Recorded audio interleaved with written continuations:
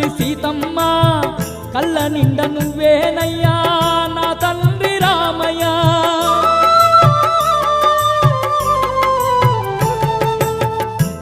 తల్లడిల్లిపోతుందయ్యా నా తల్లి సీతమ్మ కళ్ళ నిండ నువ్వేనయ్యా నా తండ్రి రామయ్య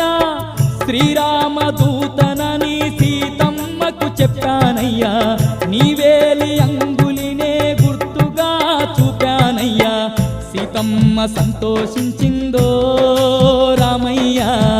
చూడమని గుర్తుగా ఇచ్చిందో లంకలో సీతమ్మ ఉందయ్యో రామయ్య ఇంక నీకు శోకము వద్దయ్యా